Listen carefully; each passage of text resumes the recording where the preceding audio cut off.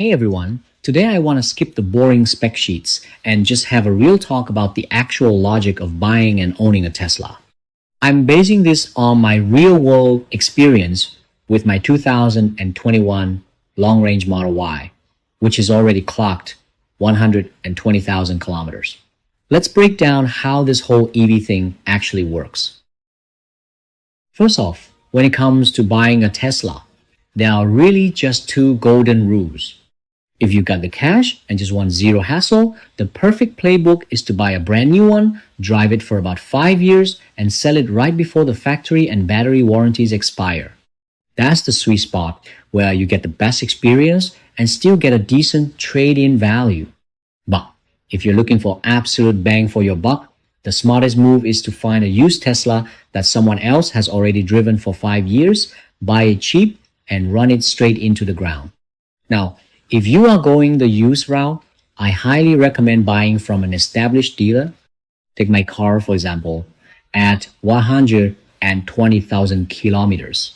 A full charge still gives me 475 kilometers of range. The battery degradation is literally under 10%, which is insane.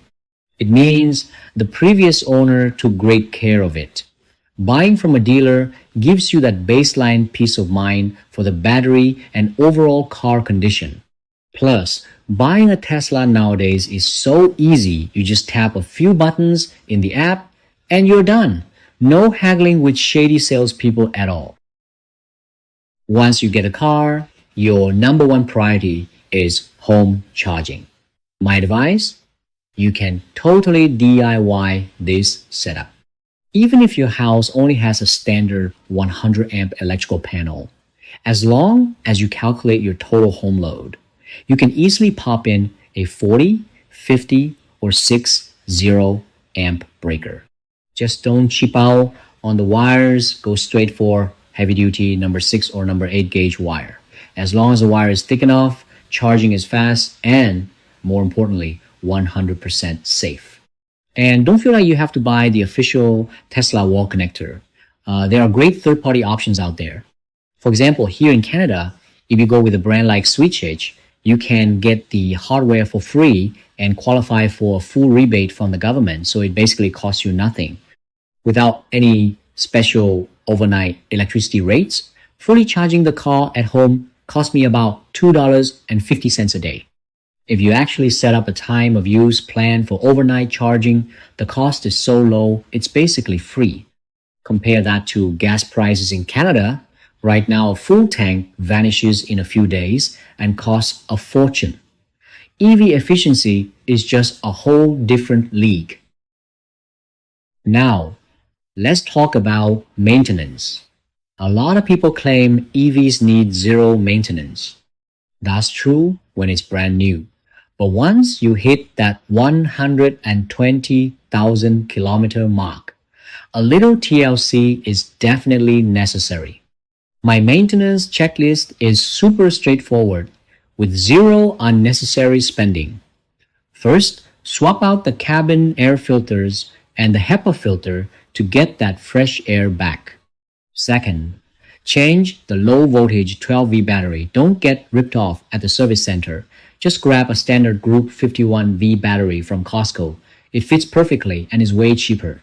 Third, give the car a deep detail inside and out, do a quick paint decontamination, and throw on a ceramic coating to make it look brand new again. Finally, rotate the tires, top up the windshield, washer fluid, and flush the coolant. Do all that and your car is totally refreshed. You don't need to touch anything else. To wrap it up, let's talk about how this thing actually drives. Compared to the traditional Asian or Japanese cars most of us are used to, the Tesla chassis feels pretty firm and planted. But to be completely honest, if you stack it up against a high-end European luxury car like a Mercedes S550, Tesla's interior materials and overall luxury feel are definitely a step down. The ride is a bit bumpy, and that's mostly because Tesla uses low-profile 4-5 series tires pumped up to a high 42 pounds per square inches just to save energy and get more range. Plus, because EVs don't have engine noise, the cabin is dead silent, which ironically makes you super sensitive to road noise and wind noise outside. But despite that, two things completely won me over. First, that $2.50 daily charging cost completely cured my gas price anxiety. Second, and most importantly, is Tesla's FSD full self-driving.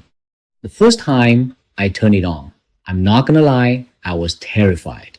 But after using it a few times, you realize just how smart the AI is.